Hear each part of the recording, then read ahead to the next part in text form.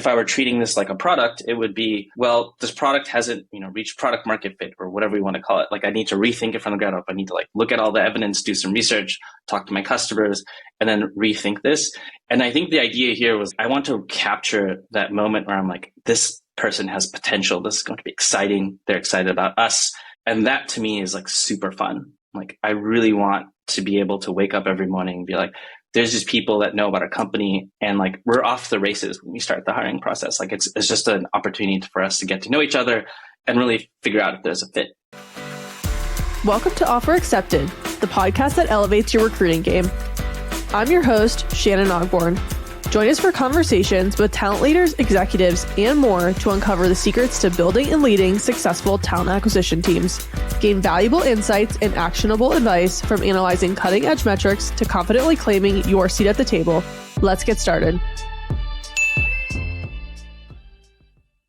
Hello and welcome to another episode of Offer Accepted. I'm Shannon Ogborn, your host, and this episode is brought to you by Ashby, the all-in-one recruiting platform empowering ambitious teams from seed to IPO and beyond. I am super stoked because we are here with our co-founder, Abhik, today, and he is our co-founder and VP of engineering at Ashby. He loves building software that helps professionals excel at their job. Throughout his 15-year career, he and the teams he's worked for have built software used in blockbuster movies, featured in the Apple App Store, and driven tens of millions of dollars in revenue. At Ashby, he's not only helping TA and people teams be exceptional at hiring, but also building an industry-leading engineering culture that is exceptional at building software, which is why he is here today. Abhik, thank you so much for joining us. Thank you for having me. I know I just kind of gave a brief intro, but I would love if you could give our listeners a little bit of information background on your role at Ashby. Yeah, so Benji and I started Ashby in my apartment, almost 6 years ago. I was an engineer, and then once we kind of reached, I think 5 or 6 engineers, maybe a bit more, I moved into leading the engineering team, and I think I was I'd love to lead engineering. I have some strong opinions about engineering culture and hiring, as we're going to talk today. So I felt like that was kind of the best role for me. So I lead engineering today, and we're a team of 30 plus engineers. Will be 3 or 4 plus engineering managers. So it's a fairly large team today from what we started with. Definitely large-ish team, but with an output that I feel like far exceeds what the typical 30-person engineering team does. Yeah, I mean, if you think about it, we've built an ATS sourcing, scheduling, a BI tool, all of that with, a team of 30 or less. We just breached 30 this year. So yeah, I would say it's very proud of what the team has accomplished. A lot of that's due to kind of the type of people that we hire. We hire people who are, fairly autonomous. Every engineer owns their own project, and it's never teams of more than one engineer on a specific project. And, everyone's collaborative. They all help each other.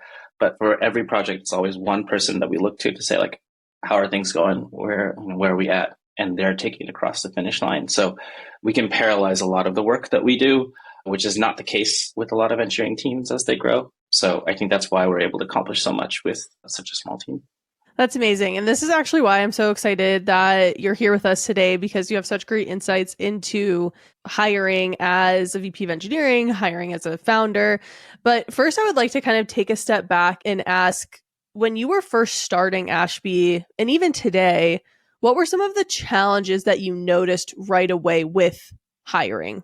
So I've been in charge of engineering hiring pretty much since the beginning. And the challenges that I noticed was we didn't have a marketing page until I think September 2022, but we were hiring engineers way before that. And so the challenges that we faced were, one, we had to hire engineers. So the first 5 to 8 hires were all folks from our network, some from the YC network. Once we kind of passed that, it was starting to become a bit more challenging. We just kind of exhausted our network. So we had no marketing page. We had to hire a lot. We had specific people that we wanted to hire. I think the perspective we took was we just didn't want to throw quote unquote bodies at the problem. We wanted to throw really good engineers who could handle autonomy. Not every engineer works in a system where you're just given a project and go. A lot of people need tasks broken down and sprint planning. So we need to hire kind of a different flavor of engineer than, what I've seen in my past jobs. And then it was also a really hot hiring market for candidates. So this was again interest rates were low. Everyone was throwing cash at engineers. People were being up leveled. So it was just a really hard market to hire in. And then finally, I think recruiting software is awesome. I think it's super fun to work in, but like from the outside looking in, it can feel fairly boring. And that's not necessarily because our product is boring, but because the products that preceded us can feel very boring. We had a lot working against us when it came to hiring, and that brought a lot of challenges.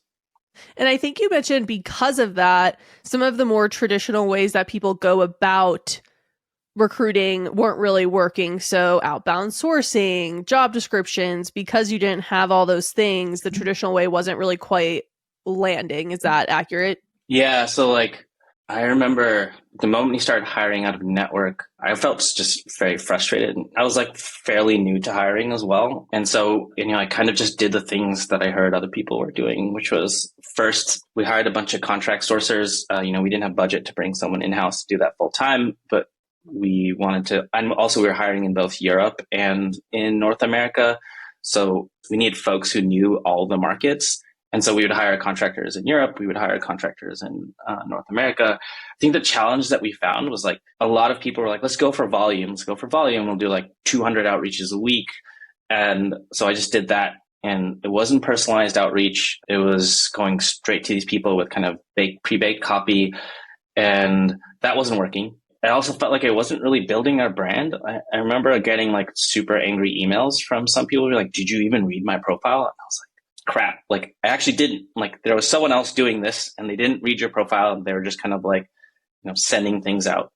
And then I think the other thing that I saw was with the volume that we're going with outbound sourcing, I was doing a ton of intro calls a day. I think I was doing so taking a step back, one of the facets that I want to do is I, as an engineer, never really wanted to talk to a recruiter first. No offense to recruiters, but I was you don't I want to talk to the person I'm going to report to, because that's the person that's going to influence my career, et cetera, et cetera.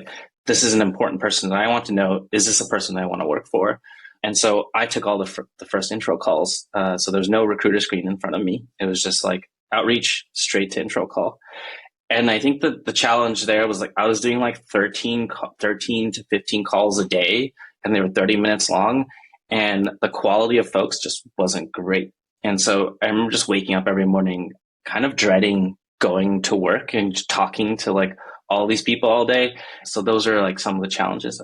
One thing that you said that was really interesting is that you were kind of dreading waking up every day and talking to all these people, and it just wasn't quite yielding the right things. And we've talked a little bit previously about your philosophy on and how you're approaching hiring. I would love to hear more about that and sort of how that ties into thinking about leaning into non-traditional ways of recruiting and hiring versus what you were trying that wasn't working.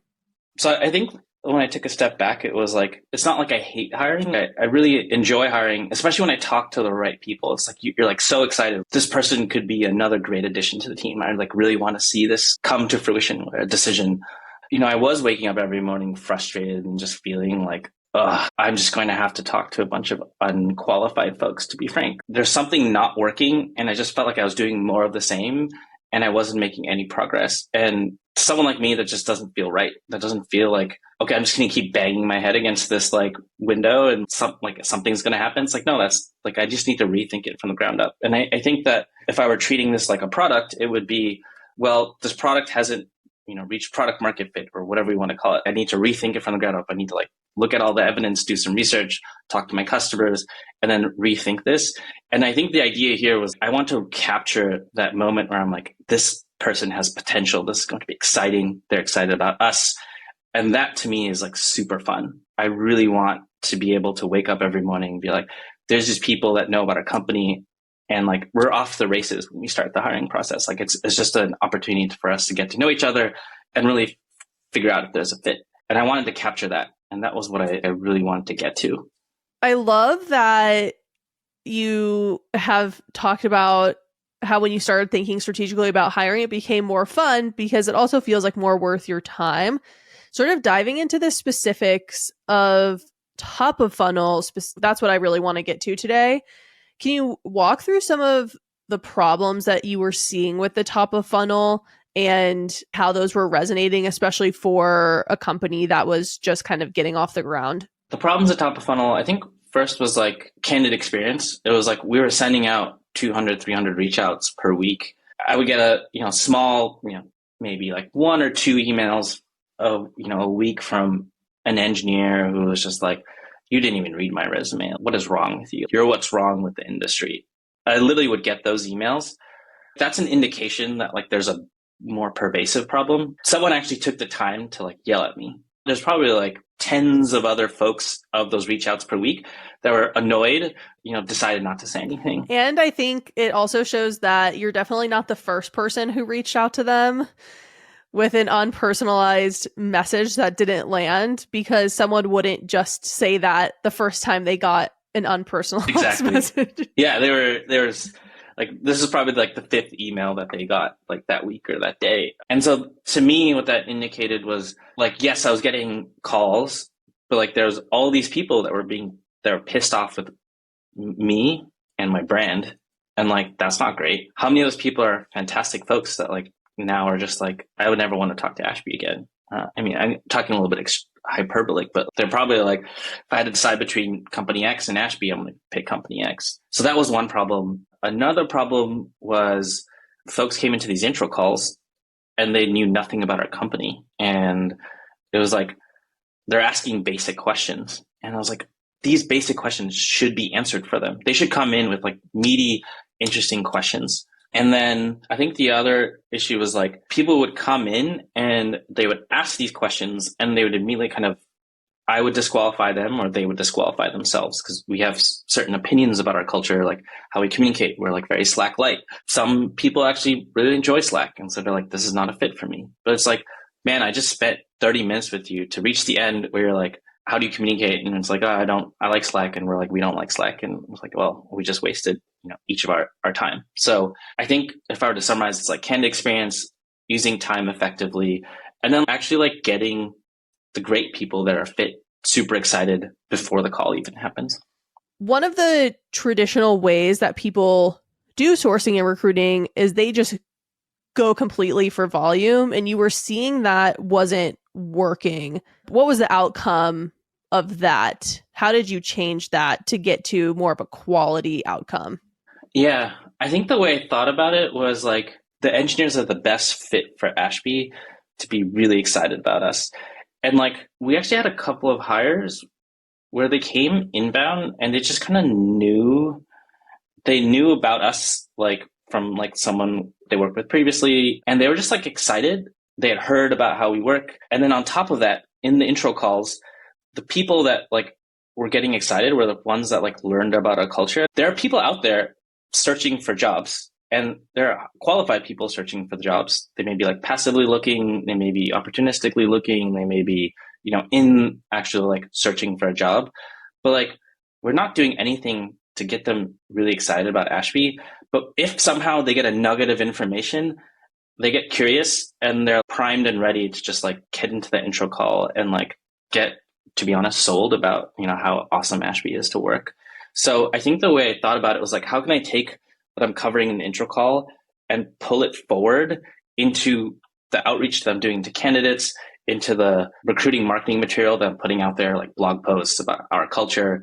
How can I pull that out of the intro call and into kind of the web, the interwebs, and then have people stumble upon us? I think that was like the overall kind of like mentality that I did. And then the perspective there was, now I'm like reaching out to the people that are the best fit and talking directly to them before they even come and say a word to me. And that allows them to decide and kind of opt into our kind of like culture and come in primed and ready and excited, I guess is the best way to put it. Versus, I think the go for broke volume is just like, you're trying to get bites, but like, what is the bait that you're giving these candidates? It's just like kind of stock messaging about like our funding, our like, who's our investors? It's not really opinionated. It's just like, especially at that time, every company was well funded. Every company was doing well. every company was like, there's just like everything was going right for every startup. So like, how do you differentiate yourself? And I think that Grow for Broke volume didn't do that. And so I think the way we focused on was like, how can we really differentiate ourselves from everyone else? We are already super opinionated about culture. We super opinionated at how engineers work. Like we need to get that out there and sell people before they talk to me. Yeah, it's like the culture and the opinions were already in place, but they weren't public knowledge. And so you kind of took all of the opinions and made them public. I know that you spent a good bit of time on our thoughtful communications post. What were you thinking when you started developing that, and how did that bring candidates into the pipeline? Because I imagine some candidates looked at that and said, yeah, that's like a place that I really want to work. We had written something internally because Benji and I felt like it was important as we started to grow the engineering team. I started experimenting with, I sent this to someone after the intro call and they're like, I love this. I really love this. And then I would talk about it intro call and I was like, wow, this is really hitting a chord with people. Like people are like reading this and being like, I want to work here. And I was like, well, I remember talking to Benji. I was like, I want to write this in a more public way. And I think the challenge that I faced was it took effort. Like it wasn't something I could just kind of like barf out in the day and just be like, let's put it out there. I know we wrote something internally, but it wasn't meant for public consumption. Like it didn't talk about like the motivations behind why we're doing it this way. It was kind of a bit more matter of fact. This is how we work. This is how we communicate. And so I wanted to tell more of a story of like, how did we come to this decision? I wanted to write it well. And I was also doing all sorts of other stuff at the same time. So like, it wasn't something I could, again, do in a day. So I think it took me 2 months to get it into a final state. But I think the way we took it is like, well, the basics, like the traditional stuff isn't working. Let's just really put our best foot forward in all the non-traditional ways that we could do this. So we put this blog post out and put it in our outreach. We're like, this is how we communicate. This is why we're different. And that materially increased like the response rates to our outreach in both ways. So there were responses where they're like, I'm excited. Let's chat. And there were also responses like, this is stupid. I don't want to talk to you. But that's great. We wanted people to reject us. I didn't have to spend 30 minutes talking to you for you to then decide the communication style doesn't fit. You could self-select before we had a call. There's two things I think of here. One is that it's so important to come at the communications like this from a genuine perspective, because I feel like there are a lot of companies who put out sort of like employer brand type materials that just seem like really inauthentic or a lot of lip service. Like I know from working here that the thoughtful comms approach is something that we live every single day. The second thing is the candidates opting out. It saves you time. It saves them time. But just imagine that you're a candidate who didn't even get this perspective whatsoever. And then you join the company and you're like, this is like really not for me. Like I've made a misstep in picking the company, and then they're in trouble because then they're not happy and they need to leave. You're in trouble because you just hired somebody, trained them, and now they're leaving, and that's really costly. So all of this upfront communication, I feel like, is super important. And we not only do this in the thoughtful comms posts and a lot of other blog posts that we have, but we also do this in the job descriptions. And I think this is where we're really differentiated. Can you walk through how job descriptions have impacted that top of funnel? With everything, when I started recruiting, I was like, I kind of just like copied what everyone had done before. And I was like, I'll just write a JD, describe the role, put requirements, put benefits. And then it was just like a hypothesis. It was just like, why don't I just throw all that out the window and just like rewrite it? Because I was like, I want to talk to the people who are excited about how we do things. How can I talk directly to them? And then again, it came from this hypothesis of like, how can I take the intro call and put it forward in like the material that we put forward, like the material that we put forward to candidates. The JD is one of them. We were posting the JD in a lot of places. We were part of YC, so we were posting it in the YC internal forums, also on Hacker News. So like the JD was important because it was getting distribution. So because it got distribution, it's an important piece of material to like make great. It's on the front page of Hacker News. So like, people are reading it, but if it's boring, it doesn't have much use. So I was like, let me just write it from the perspective of myself, like write it in first person. I'm going to talk directly to the candidate. I was like, how can I take the intro that I have in my intro call? Like, I introduce myself. How can I put that forward in the document? Our JDs are long. Our JDs are longer than the normal JD you would see, but people read it cover to cover. People will come in and they'll point to like random sentences that are written in that thing that have stood out to them. And I think the perspective there is the people that get like enraptured by like that intro into that JD, they're going to keep reading it till the end because it keeps like hitting the right notes for them. And then people come into the intro call and they're like, I loved your JD. That's why I applied. It's different. It speaks to me. That was the chord that I wanted to hit. And like the hypothesis proved true.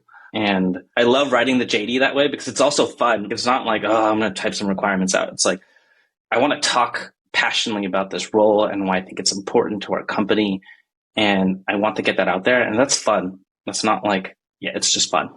Yeah. And I think it also shows a strategic element to the candidates that you've really thought through why you're hiring for this role, why it's important. And I think that's important now more than ever because candidates have been so burned from layoffs and bad work culture situations where when they find a job description that really speaks to them, that's actually quite rare instead of them looking at a job description and say, okay, I check this box, this box, this box, this box. Our job descriptions read like quite differently. And I think people get really excited and it's like, that's my dream job. And it's not just my dream job because it's a big tech company. It's my dream job because this sounds like the perfect role that I'm excited about. So I really love that. And another thing I love about our job descriptions is the why you shouldn't apply. Can you talk a little bit through that? Because that's actually one of my favorite pieces of our job descriptions. Credit goes to Jim Miller on that one. Jim brought that to Ashby, but I think the idea there was there are things about how we work that aren't apparent, even just by reading like what the role is like. And people will come in, they'll find out in the intro call that like, oh, this is how you work? It's not a fit. And a very good example is a lot of more senior engineers are looking for mentorship opportunities. We're a fairly senior team. You're just not going to get mentorship opportunities.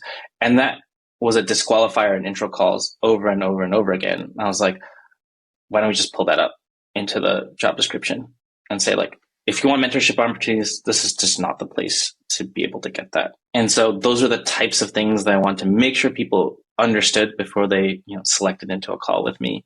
And it's helped a lot in preventing a lot of the folks who maybe have misaligned with how we do things from joining the intro call. Yeah, that is definitely my favorite part of the job descriptions because I've noticed too where we have a lot of player coach roles and there's some people who want a management role that's very purely coach, but because we're set up in a very much a player coach culture, that's just not for some people. And it would be a shame for someone to waste their time on that on both ends if they know that that's an immediate disqualifier. And again, it just speaks to the strategy that we have around hiring and being really thoughtful about what we need and communicating those needs.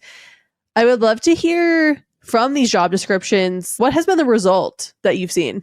Actually, all our hires in the past year have been inbound or referral. So, and that's 7+ this year. And then we made 15 hires last year. I think one was sourced out of 22 hires. My background was in full life cycle recruiting for technical candidates. I did a lot of sourcing. And to me, that's just like a wild outcome. So I think these are the ways that people can break down the traditional myths of like, this is what works in recruiting and use it to their advantage for differentiation. So I love that. Okay, taking like a million steps back. Obviously, we talk a lot about hiring excellence at Ashby. When you hear hiring excellence, what does that mean to you? To me, it's basically like I have a hiring process that helps me identify the best fit people for my company and gets them super jazzed about joining the company. They're the best fit, so they should be excited about joining your company. And we should be excited. We should be able to identify that. I think hiring excellence means like building a process that does just that. And it's efficient. At the top of the funnel, people are already excited about your company. I think that's really, really important. That's a really important facet of building this hiring process that finds the best fit. Yes, I love that. So you have said that not only Ashby, but you have strong opinions about things. So I'm really excited and curious to hear. Last and final question. What is your recruiting hot take? My recruiting hot take is you need to talk about comp in the intro call. And you need to basically kind of like really disqualify people if you feel like there's misalignment there as quickly as possible. And you need to do that consistently at every step of the way. There's so many times where I've like been like, okay, they're a bit out of the range. It's fine. We'll cover the difference, but it just it doesn't happen. And so I think what we've done in our hiring process is like have that conversation bluntly upfront. Basically kind of like if people are like, hey, I don't want to talk about this. We're like, well, here's what we offer. So we tell people what we're offering at the JD. And then in the intro call, if they don't want to share anything, we're like, well, based on your experience, here's where we think you might be. And the goal there is just be like, is this okay with you? And like, it could be that you get more, could be that you get less, but at least we give you a ballpark range so that you can understand if this is the right investment for you and it's the right investment for us in terms of time. And then at every step of the way, we're like, hey, you're trending better than what you were doing before. Or no, you're trending exactly what we're saying you, or we're trending lower. And kind of resetting expectations at each step. And I think that avoids the situation that I had early on when we were hiring, which was like, you reach the end and someone's like, well, I actually wanted like Microsoft salary. It's like, dude, we're a Series A company. Like, we can't offer that. At that point, I've just wasted my time, their time, a bunch of engineers' time at the final round. So I think it's really important to have comp conversations as early as possible. Put your comp on your JD, make sure people self-select out at the JD level, at the intro call level, try to disqualify people if they're just kind of out of range, but like be really, really on top of it throughout the entire process. Yeah, I think talking about compensation is so important. And obviously you don't want to force somebody in a call to saying, this is my compensation range. But I think if you are being super transparent about the range and it doesn't pose a problem to them, they'll continue in the process. Like, it doesn't always shake out in the end. Sometimes people just simply get a higher offer and that's what they want to go with. And that's okay. They knew what the salary was, and then sometimes that does happen. But I think ultimately being transparent about compensation is one of the top things that companies can do to enhance candidate experience. I think that the equity piece is important there. So one of the things that we do is we actually post our equity ranges on our JDs, which I don't think many companies do, but I think it gives people an understanding of what am I signing up for? Even if it's like this equity is just like a percentage number that still has a lot of context that you need to fill around it. But I think people start to realize, okay, I will have this much of the company, and they start asking questions early on about like, how are you doing? What's your runway? All of these things. And we're transparent about that. Again, like, if we're going to give you this comp, you need to have all the information around it to be able to make an educated decision about the pieces that are, high risk, like equity. And then at the end, we walk people through our finances, our growth numbers. And that really, it's a symmetric relationship of like, we're telling you what we can offer and how much it's worth. And then what we're asking in turn is like, does this fit your expectations? Totally. I know when I got my offer at Ashby, I was given like a spreadsheet that had the equity and the outcomes. For me, I know a lot about equity from my experience, but even a lot of recruiters don't know how to talk very well about equity.